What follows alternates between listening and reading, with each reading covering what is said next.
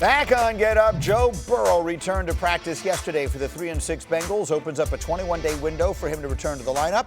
Coach Zach Taylor said Burrow will not be available for Sunday's game against the Steelers. Burrow talked about the rehab process from his turf toe injury in September. Listen.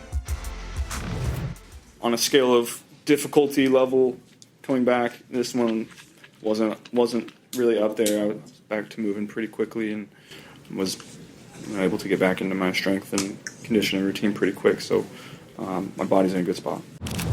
Let's say the team does do well. Is there a timeline of when you feel like the soonest you would be available? We have 21 days to figure that out. Could be early, could be late in that window. We're still pretty early post-surgery for this injury, so we have a couple weeks of practice to figure that out and see where it goes. Jeff, should Joe Burrow come back and play for the Bengals this season? Absolutely. If you're healthy, you play. I'm not sure what game y'all watch on Sundays, Saturdays, every other day of the week, but good gracious. Like, I got to go play, you're going to go play. It's dangerous for all of us. Yeah, and I don't think Joe Burrow would disagree with that at all. If you're healthy, you play in this game.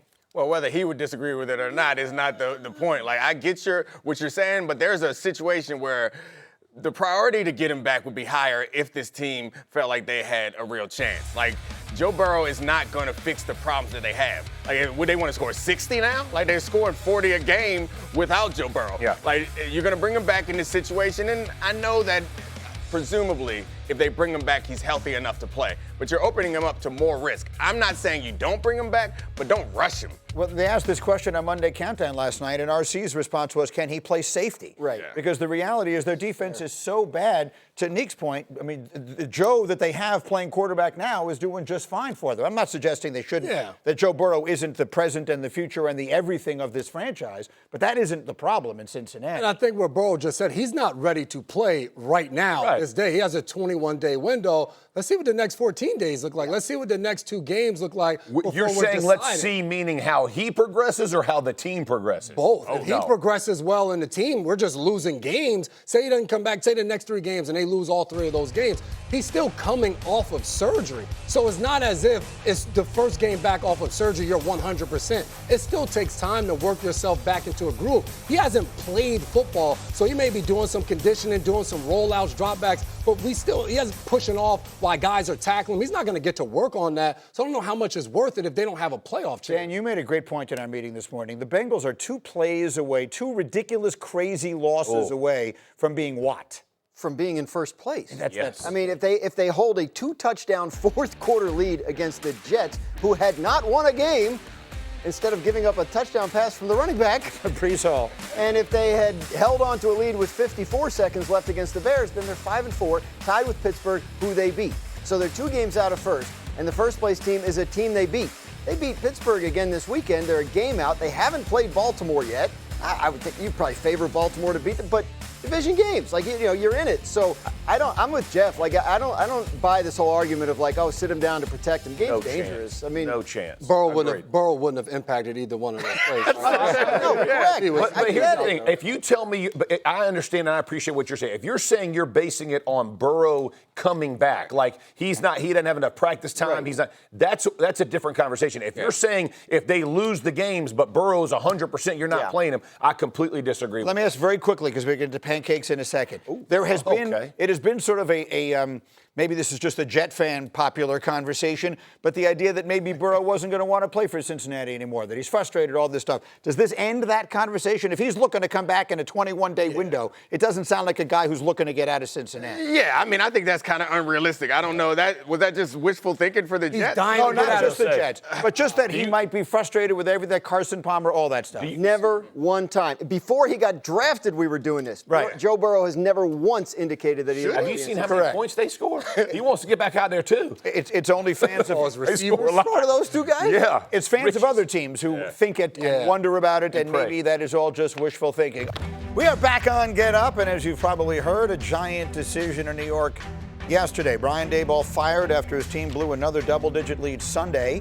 Assistant head coach and offensive coordinator Mike Kafka will serve as the Giants' interim coach. Joe Shane will remain the team's general manager and lead the search for the next head coach.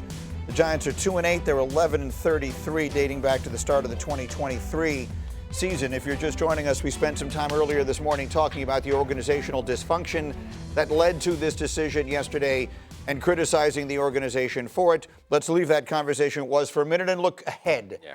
I said the name Mike Tomlin, and you sort of scoffed in my general direction. Mike Tomlin has been the head coach of the Pittsburgh Steelers just about as long as anyone has ever coached any team in the history of the National Football League. Yeah. Things don't last forever. Yeah. Andy Reid, at some point, was a very successful and highly respected coach in Philadelphia, and they just decided that it was time to mutually part ways. Worked out well for them, worked out well for him.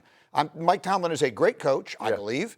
And I'm not convinced that it is not time there with this season crumbling around, if it does, that maybe they decide mutually time for a fresh start on both sides. And if that is the case, I think he'll become a highly sought-after head coaching candidate. And I think this is going to be a job people would kill for because of Dart and Neighbors and Carter and others. What do you think? Yeah, I mean, I think that the attractive thing about Mike Tomlin, the reason why I like that as a name, I doubt that it'll work out for Mike Tomlin, but the concept of lifting this organization to some level of stability. A coach not looking for the next offensive guru, because I think that's a mistake that a lot of teams make, is they're looking for an offensive mind to run their team. And sometimes it works out and sometimes it doesn't. But I think they need to look for someone, bring someone in who can lift the floor of this organization. They've been so bad for so long and so inconsistent. And they have one pop-up year with Daboll and Daniel Jones. But other than that, this team hasn't really been all that reliable.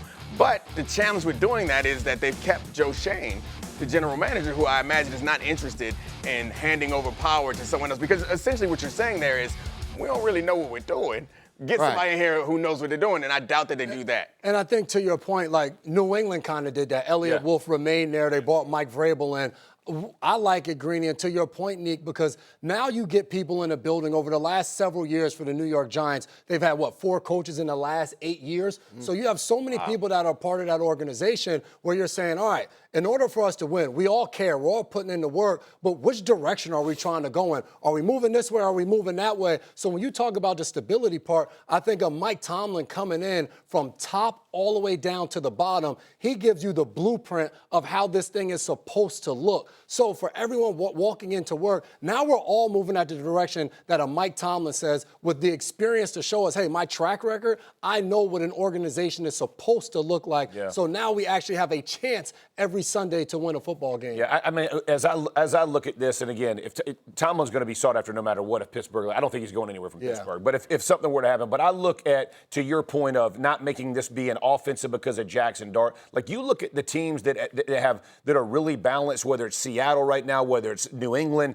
Todd Bowles down in Tampa. Like, there's a lot of really good defensive-minded head coaches. I would even say Tomlin, right, when he cut his teeth on the defensive side. There's a lot of growth. You can go hire OCs. I would say you want to find somebody who's going to bring, to your point, stability and movement in one direction. Because, Dan, you were saying in our meeting this morning, this is not a season. Sometimes there are seasons in football where there's a ton of really obvious candidates that everyone is identifying. This is not one of those times. When 6 or 7 or 8 teams change head coaches every year, eventually the candidate pool starts to thin out a little bit. Right. So, yeah, I think it'll be an interesting cycle. You're going to hear some names of some college coaches. I think it's going to be an interesting list of candidates. I agree with your point that it'll be a desirable job because the quarterback is in place, and they do have a lot of pieces. I mean, heck, they've had double-digit leads in 4 games that they didn't win. Right. Like there's something there. But, yeah, to keep the GM and let the coach – like last time they brought both those guys in together, I personally feel like the coach is the more important hire because he does sort of, articulate the vision for the whole thing. Yeah.